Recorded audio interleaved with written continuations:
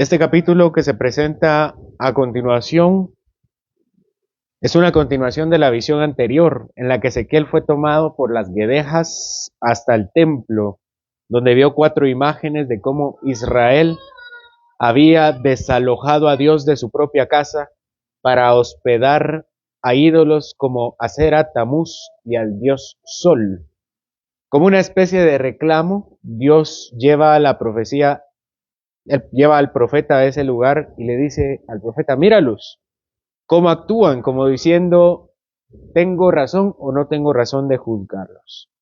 Así que una vez enseñando al profeta los cargos que tiene en contra de Israel, ahora les mostrará cómo serán juzgados. Hasta el momento solamente han habido advertencias, pero en este momento la suerte ya ha sido echada. Capítulo 9, hermanos, versículos 1 y 2 dice: clamó en mis oídos con gran voz diciendo: los verdugos de la ciudad han llegado, y cada uno trae en su mano su instrumento para destruir. Y he aquí que 6 varones venían del camino de la puerta de arriba, que mira hacia el norte, y cada uno traía en su mano su instrumento para destruir. Hermanos, esto era algo de proporciones colosales. El profeta dice: alguien que clamó cerca de él, y él escucha una gran voz. Alguien gritó, es decir, alguien chilló a su lado para llamar unos verdugos. Les explico por si acaso. Un verdugo es una persona que está encargada de aplicar una pena de muerte ordenada por un juez. En la época moderna está asociado con un hombre, tal vez ustedes lo han visto en una película, un hombre con una capucha negra, con una hacha o con una hoz, y la capucha negra es para que nadie supiera quién había sido quien lo matara y pudiera tomar venganza contra este hombre. Sin embargo, no era algo similar en lo que tenemos en este momento, sino simplemente alguien que tenía en su mano algún instrumento, probablemente también alguna arma que se haya visto con anterioridad en la palabra. Estos verdugos eran probablemente mucho peor. Ezequiel los ve llegar a la ciudad. Ezequiel estaba en el templo, y el templo, si ustedes recuerdan la geografía de Israel, el templo estaba sobre un monte, y desde el monte se podía ver toda la ciudad hacia abajo. Y desde ahí se ponen los 6 varones, como viendo a la ciudad, para hacer su juicio. Estos varones verdugos, dice el profeta, que tenían instrumentos para destruir. Estos son armas. ¿Quiénes son estos varones?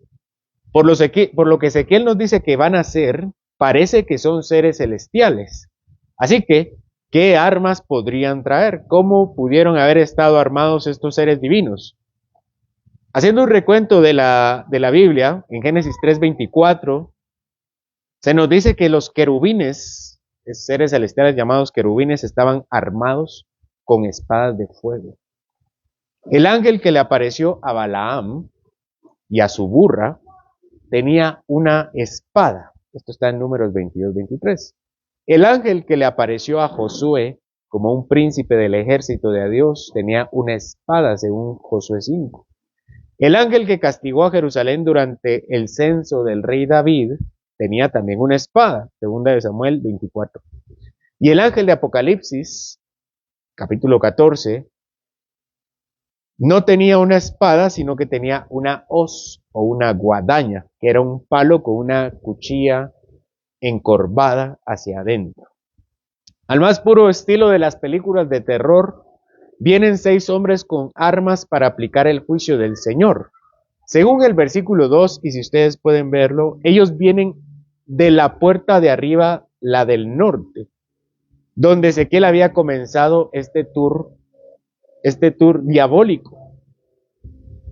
Un poco de memoria acerca de la arquitectura del templo. Ezequiel había comenzado viendo hacia afuera del templo, no desde afuera, sino hacia afuera, como saliendo del templo.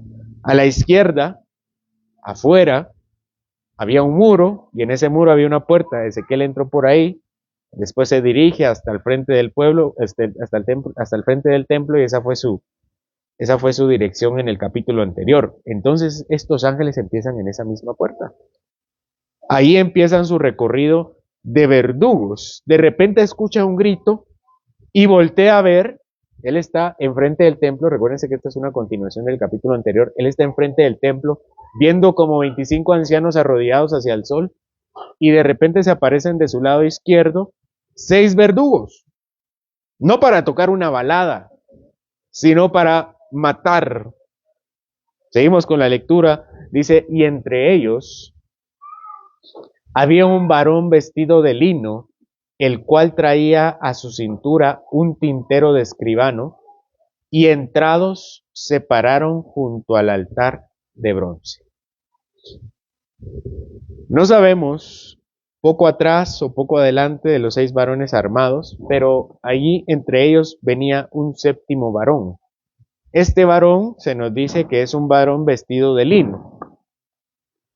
Una tela blanca, el lino es una tela blanca delicada, que en este tiempo e incluso ahora es de alguien que tiene, está en una corte superior.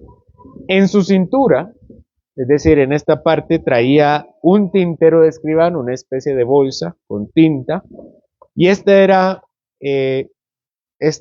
tinta era para escribir papiros o en pergaminos. Y entonces, si ellos se acercan, aparecen de la parte izquierda del templo 6 varones con armas y un varón más vestido de blanco, de lino, con un tintero en su cintura. Versículo 3 y 4. Y la gloria del Dios de Israel se elevó de encima del querubín sobre el cual había estado al umbral de la casa.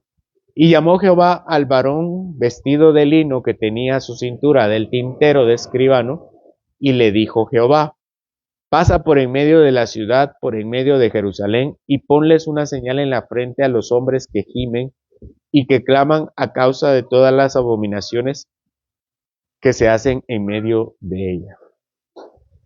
La gloria de Dios, dice, ¿se recuerdan? La gloria de Dios es la que toma a Ezequiel de los pelos, de las guedejas, y lo lleva al recorrido. Ahora la gloria del Señor vuelve sobre los querubines y es hasta este momento que vemos que aquellos ángeles, aquellos hombres celestiales que se le aparecieron con 4 caras y cuatro alas, realmente eran querubines. Nosotros estamos acostumbrados a pensar en los querubines, por eso no está bien que hagamos imágenes del Señor ni de nada. Los querubines no son bebecitos, de hecho están muy lejos de ser bebés. Y entonces la presencia del Señor se coloca encima de estos querubines. Y ahí es donde llama a los verdugos y llama principalmente al hombre con el tintero. Este tintero no era un adorno porque tenía una tarea específica. Este hombre con la labor de escribano, un escribano era quien copiaba los manuscritos, las escrituras principalmente, debía hacer lo mismo pero encima de hombres. Debía hacer una señal en los hombres. Yo no sé ustedes, pero esto me recuerda mucho al libro de Apocalipsis, ¿verdad?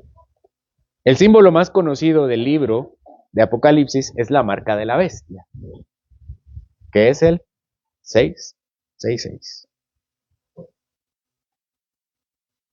Estos son algunos pasajes de Apocalipsis. Apocalipsis 14. Dice, y el tercer ángel lo siguió diciendo a una gran voz, si alguno adora a la bestia y a su imagen y recibe la marca en su frente o en su mano, él también beberá de la ira de Dios. Apocalipsis 16. Fue el primero y derramó la copa sobre la tierra y vino una úlcera maligna y pestilente sobre los hombres que tenían la marca de la bestia y que adoraban a la imagen.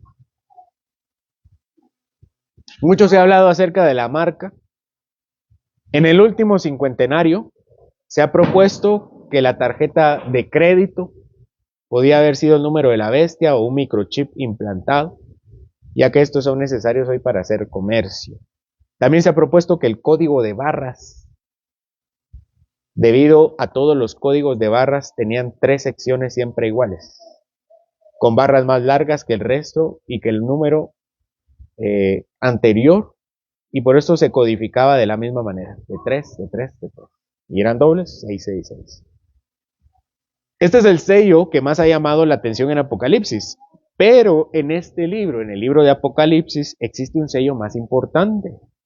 El sello de Dios sobre sus hijos. Capítulo 7 de Apocalipsis, versículo 3. Dice, no hagáis daño a la tierra, ni al mar, ni a los árboles, hasta que hayamos sellado en sus frentes a los siervos de nuestro Dios. Apocalipsis 9:4. Y se les mandó que no dañasen a la hierba de la tierra, ni a cosa verde alguna, ni a ningún árbol, sino solamente a los hombres que no tuviesen el sello de Dios en sus frentes. Apocalipsis 14:11. Después miré, y he aquí el Cordero estaba en pie sobre el monte Sión, y con él 144,000 que tenían el nombre de él y el de su padre escrito en la frente. La marca más importante en la Biblia, a pesar de lo que muchos enfatizan, no es la marca de la bestia, sino la marca de Cristo, que sella y aparta a sus hijos de la destrucción y la muerte eterna. Muchos tienen miedo del sello de la bestia, sin tomar en cuenta que lo que nos protege es el sello de Dios, el sello del Espíritu de Cristo en nuestra vida, el sello del Espíritu Santo habitando en nuestros corazones. Es interesante el contraste, porque Israel había corrompido la habitación del Señor, es decir, su templo, su casa, y la había corrompido con ídolos. Y el Señor sale en búsqueda, deshospedado, desalojado de su templo, y sale en búsqueda de otros hombres para ponerle un sello. Y en el Nuevo Testamento se nos indica que quienes tengan este sello son aquellos que son la habitación de Dios. Esto es la casa del Señor en los corazones. Efesios capítulo 1. En él también, versículo 13, en él también vosotros, habiendo oído la palabra de verdad, el evangelio de vuestra salvación, y habiendo creído en él, fuisteis sellados con el Espíritu Santo de la promesa, que es las arras, es decir, la garantía de nuestra herencia hasta la redención de la posesión adquirida para alabanza de su gloria. Tan cierto como que el juicio llegará, así es cierto que los que hemos sido sellados en Cristo y el Espíritu Santo seremos salvos de la ira de Dios. Para esto, venían los 6 varones con armas para hacer cumplir la ira de Dios. Versículo 5. Volvamos a Ezequiel 9. Ezequiel 9:5. Y a los otros dijo, oyéndolo yo, pasad por la ciudad en pos de él y matad. No perdone vuestro ojo ni tengáis misericordia. Matad a viejos, jóvenes, vírgenes, niños y mujeres, hasta que no quede ninguno. Pero todo aquel en el cual hubiere señal, no os acercaréis y comenzaréis por mi santuario. Comenzaron pues desde los varones ancianos que estaban delante del templo, y les dijo, contaminad la casa y llenad los atrios de muertos. Salid. Y salieron y mataron en la ciudad. Justo después que saliera el primer varón de vestido de lino y con el tintero, sale a sellar, es el primero que sale. El Señor Jehová le dice a los segundos, salgan ustedes y vayan a matar. Salgan en pos de él, es decir, detrás de él, con él, en nombre de él, pero no para sellar, sino para matar a aquellos que no estén sellados. Yo sé que ustedes saben, pero no quisiera pasar por alto decirles que las armas que llevaban estos 6 verdugos no eran para hacer cosquillas, ni para castigar a los hombres a paletazos o a cinchazos o a nalgadas. Las espadas son para quitar la vida de una forma tortuosa y dolorosa. Todos los hombres morirán, sin importar la edad, estado civil o sexo. Morirían tanto viejos como jóvenes, vírgenes como casados, niños como mujeres, nadie quedaría con vida.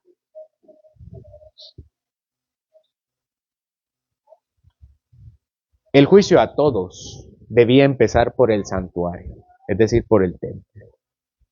El Señor dice, empiecen por acá.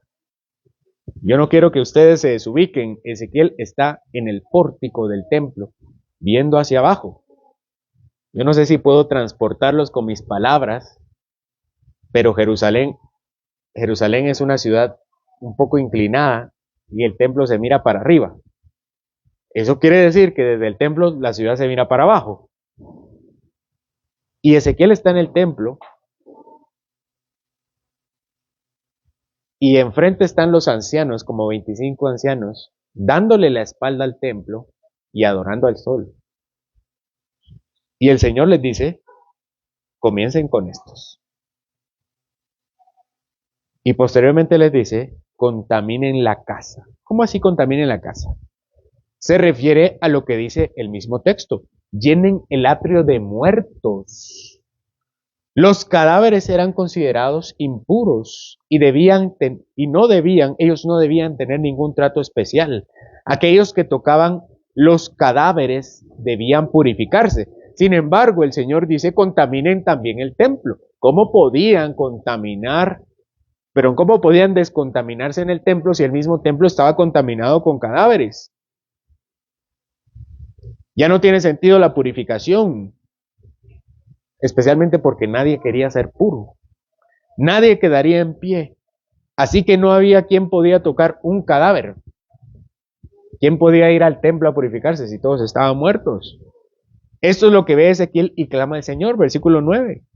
Aconteció que cuando ellos iban matando y quedé yo solo, me postré sobre mi rostro y clamé y dije, ah, Señor Jehová, destruirás a todo el remanente en Israel, derramando tu furor sobre Jerusalén. Ezequiel intercede por su pueblo. Ya no hay nadie en pie. El profeta apela a la misericordia de Jehová. Le dice, ¿destruirás a todo Israel? ¿Destruirás al remanente? ¿Qué significa la palabra remanente? La palabra remanente significa algo que queda, lo que sobra. Esta es una idea que Dios ha estado desarrollando en sus hijos. Israel será juzgado y muerto, pero no todos. Un grupo, el remanente, los que sobran, los apartados, no morirán. Y esto es algo que, como veremos en la escuela dominical, se ha desarrollado a lo largo de la historia. Génesis 45:7, Números, Josué, Samuel, Reyes, serán desechados, pero un remanente será rescatado. Esta intercesión que hace Ezequiel por el pueblo me recuerda la intercesión que hace Abraham por Sodoma y Gomorra. ¿Se recuerdan? El sobrino de Abraham, Lot, vive en Sodoma y en Gomorra. Dios le dice a Abraham que destruirá Sodoma y Gomorra. Y Abraham piensa, Lot vive en esas ciudades. E intercede por ellos. Acompáñame a Génesis 18.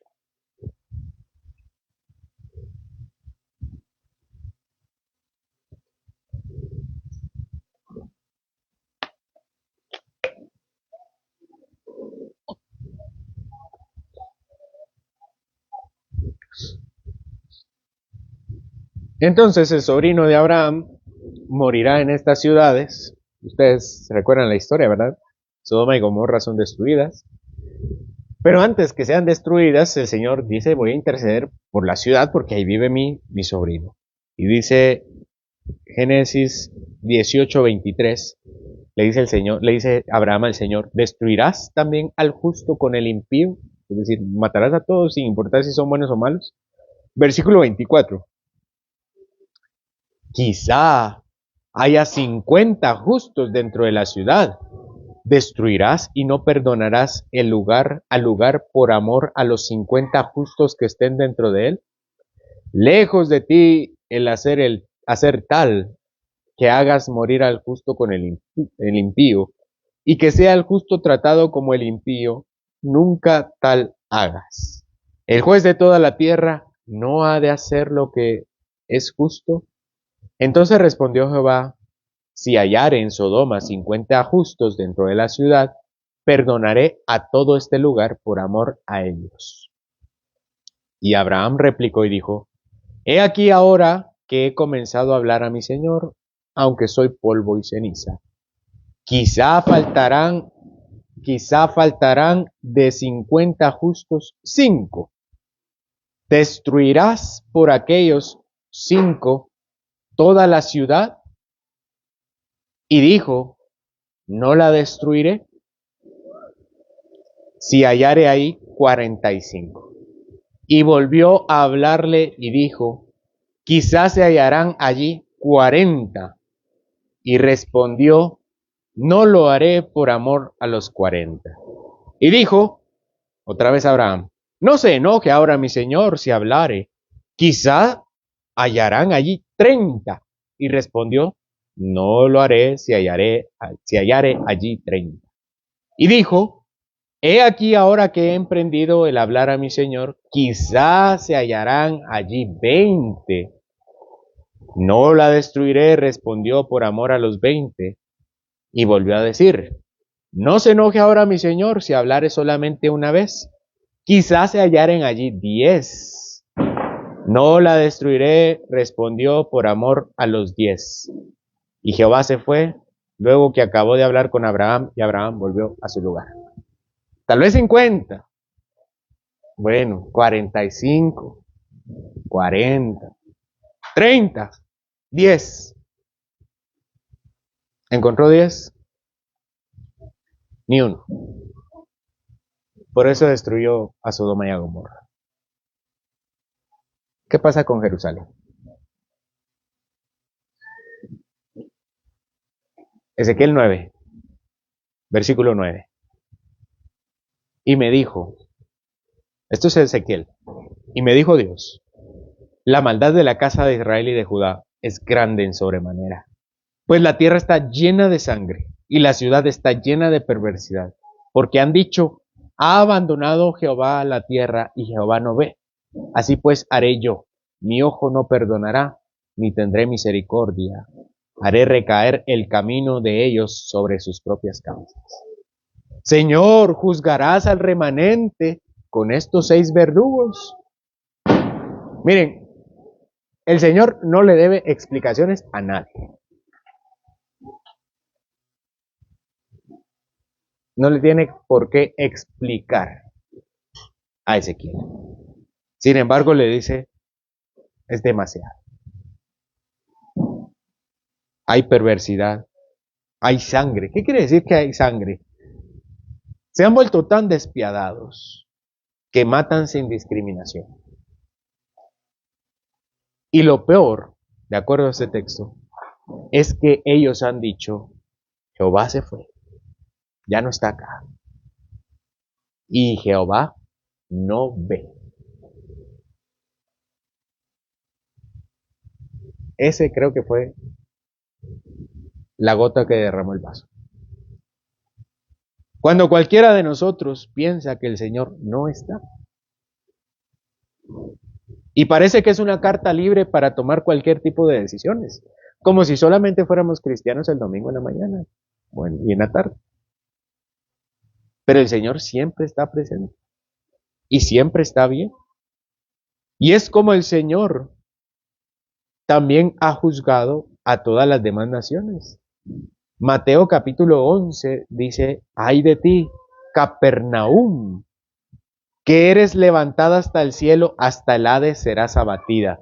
Porque si en Sodoma se hubieran hecho los milagros que han sido hechos en ti, habría permanecido hasta el día de hoy. Por tanto les digo, en el día del juicio será más tolerable el castigo para la tierra de Sodoma que para ti. El Señor le dice a una ciudad llamada Capernaum en Israel, que si en Sodoma se hubieran hecho los milagros que se hicieron en Capernaum, Sodoma se hubiera salvado. Pero como se hicieron en Capernaum y Capernaum no creyó, ¿será más tolerable el castigo en Sodoma que en Capernaum? Hermanos, el Señor está acá, manifestándose en medio de nosotros y en nuestras propias vidas. ¿Seremos nosotros más incrédulos que los de Sodoma, que ni siquiera probaron la gracia del Señor? ¿O aún peor que Capernaum?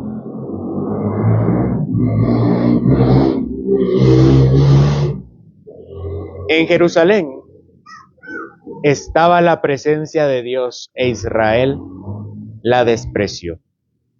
Ellos creyeron que Dios los había abandonado, pero eso nunca había sucedido.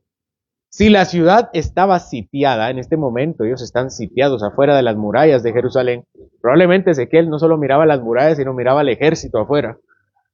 Si la ciudad estaba sitiada en este momento, no era porque Dios se hubiera desencantado de Israel y lo hubiera dejado de amar, ni mucho menos abandonado, sino porque los estaba corrigiendo. Ellos rápidamente recurrieron a otros dioses. Dios le repite lo que ya hemos escuchado en Ezequiel: mi ojo no perdonará ni tendré misericordia. Pero el problema no es que esté sitiada Jerusalén, el problema es que ellos dejaron de creer en el Señor. Jehová no tuvo misericordia de los sacerdotes, de los levitas, de los ancianos, de los hombres, mujeres, campesinos, comerciantes, ancianos, niños y de ninguno. El profeta se los dijo: el juicio empezará por la casa de Dios hasta llegar a cada rincón de la ciudad. Y hermanos, si ustedes creen que esto es algo exclusivo del Antiguo Testamento, escuchen las palabras de Pedro, primera de Pedro 4. Porque es tiempo que el juicio comience por la casa de Dios. Y si primero comienza por nosotros, o sea, Pedro se está incluyendo, pero tampoco era arrogante, ¿verdad? Y decía, ustedes, la iglesia. Dice, si el juicio comienza por nosotros, ¿cuál será el fin de aquellos que no obedecen el evangelio de Dios? Dios primero trata con su propio pueblo y lo limpia. Limpiarlo a veces significa desempolvarlo, a veces significa pulirlo, y otras veces significa restregarlo y exprimirlo para que salga a la suciedad. Y otras veces Dios nos limpia a través del fuego de la prueba.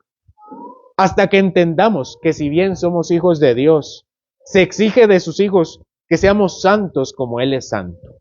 Estoy convencido, hermanos, que toda escritura es inspirada por Dios y útil para enseñar, reprender, corregir, instruir en justicia, a fin de que el hombre de Dios sea perfecto, enteramente instruido para toda buena obra. La escritura de Ezequiel la incluye también. Y estoy convencido de que Dios tiene un propósito para su pueblo al estudiar cada libro.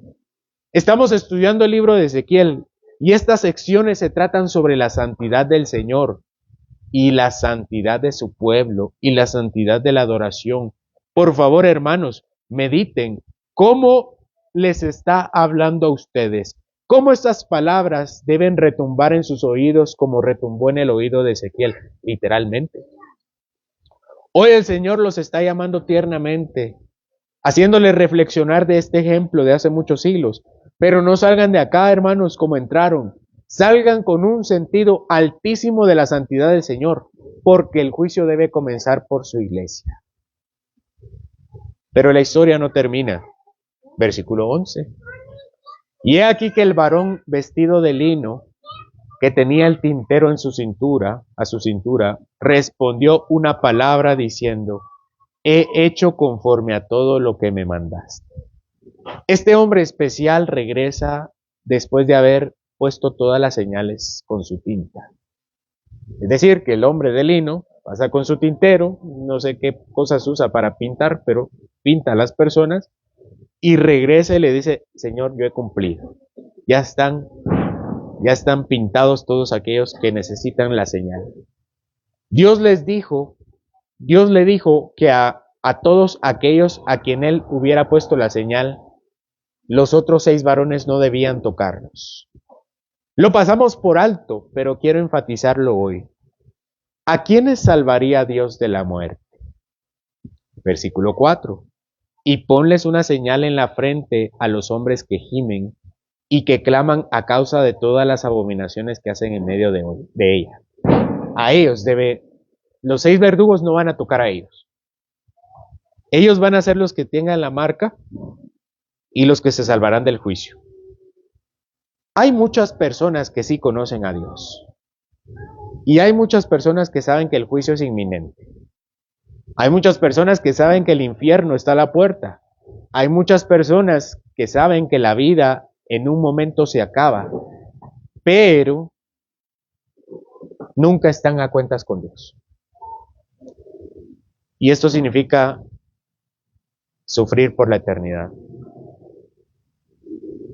Los que gimen y los que claman a causa de las abominaciones de la ciudad, Dios les perdonará. Es decir, a quienes les duele el pecado, a quienes les duele la idolatría de la ciudad, estos conocen a Dios y Dios los salvó. ¿A quiénes salvará el Señor entre nosotros? ¿Cómo sabemos quién de nosotros tiene la marca? Si evidentemente esto es una visión. Recuérdense que Ezequiel está en visión, seguramente él estaba en Quebar con un montón de ancianos y de repente se lo llevan, entra en un trance, no sé cómo decirlo. Pero la marca no va a ser literal. ¿Cómo saber cuáles eran los rasgos de esta marca? Eran aquellos que se dolían por su pecado. Hermanos, ¿se duelen ustedes por su pecado? ¿Qué pasa cuando ustedes pecan? ¿Qué pasa cuando ustedes pecan? Bueno, ya pequé, ¿no? Ya, todos pecamos. Aquí dice, versículo 4, a los que gimen y claman a causa de todas las abominaciones que se hacen en medio de ellas. Los que gimen, los que les duele, los que claman, los que no les gusta la idolatría, estos conocen a Dios y Dios los conoce a ellos. Cuando el texto dice que todos murieron, no significa literalmente que cada persona murió, sino en general murieron en Israel, porque algunos salvaron sus vidas. Ese fue el remanente. ¿Quiénes estaban salvos? Por lo menos Ezequiel, Daniel y sus amigos, y las personas que se habían llevado a Babilonia. Y en Jerusalén también estaba Jeremías. Jeremías no murió. Al contrario, si podemos leer la historia de Jeremías, el ejército entra y nadie toca a Jeremías. Había como una marca en él que hizo que nadie lo pudiera tocar, porque nadie se le abalanzó. La única forma para ser salvos del castigo divino es postrarnos delante de Dios, reconocer nuestra maldad y pecados, y rogar por su perdón en Jesucristo. Jesús es la prueba de la santidad de Dios, que no pasaría por alto el pecado de su pueblo, pero al mismo tiempo sabía que su pueblo debía morir. No podía perdonar la maldad, pero Jesucristo tomó nuestra muerte y nos dio vida y nos dio santidad. Solamente podemos entender la santidad a la luz de la vida perfecta de Cristo y a través de su sacrificio. Si no lo entendemos, no entenderemos la santidad de Dios jamás. No se vayan de acá sin entender la obra de Cristo en la vida de cada uno. Por su muerte, Él selló en nosotros la vida eterna. Acompáñenme a Apocalipsis 3.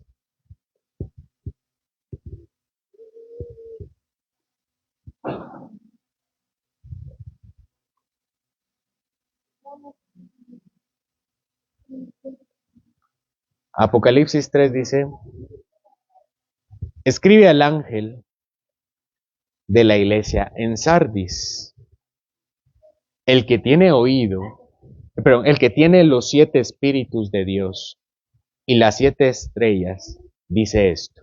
Esto es lo que dice el Señor a la iglesia de Sardis. Yo conozco tus obras, que tienes nombre de que vives y estás muerto.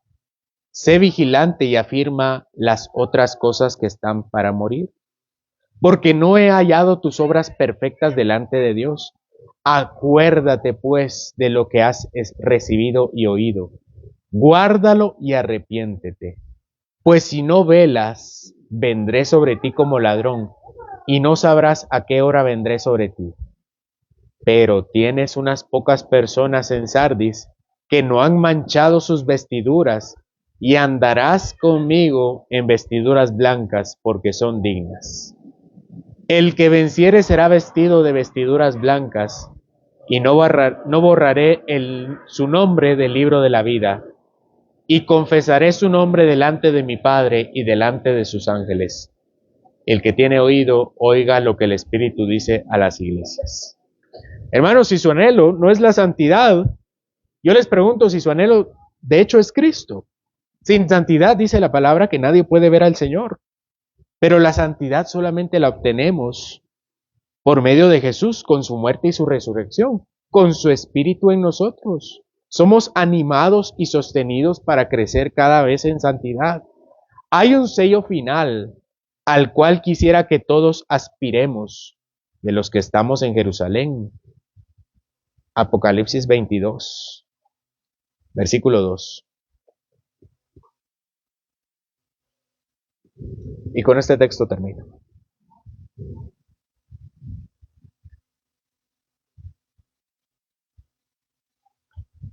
Apocalipsis 22, versículo 2 dice, en medio de la calle de la ciudad, y a uno y a otro lado del río, estaba el árbol de la vida, que produce 12 frutos, dando cada mes su fruto. Y las hojas del árbol eran para la sanidad de las naciones. Y no habrá más maldición, y el trono de Dios y del Cordero estará en ella. Y sus siervos le servirán, y verán su rostro, y su nombre estará en sus frentes. Señor, tu sello está sobre nosotros, y no moriremos. Si es que cada uno te ha recibido, Señor, se ha arrepentido de tus pecados, y ha dejado que tu obra sea hecha en sus corazones. De modo, Señor, que si alguno ha dejado de anhelar la santidad, si alguno ha entregado su vida a la idolatría, al mundo, a dedicar más su tiempo, sus fuerzas, sus pensamientos a otra cosa que no eres tú, te pido que tú puedas reprenderlo, porque solamente aquellos que viven en santidad te verán. Pero nosotros estamos seguros de que en ti la tenemos.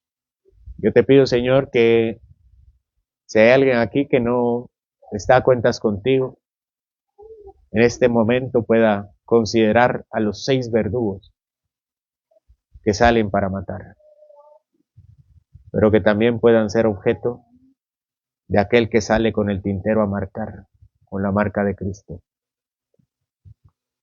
para que por medio de tu Espíritu sea sellado. Gracias, Señor, porque tenemos la oportunidad de ver a Ezequiel y de la dura visión que él ha tenido acerca de su pueblo. No permitas que nosotros experimentemos la visión, que la pasemos por alto, Señor. Te pido, Señor, que tú bendigas a tu pueblo, en el nombre de Jesús. Amén.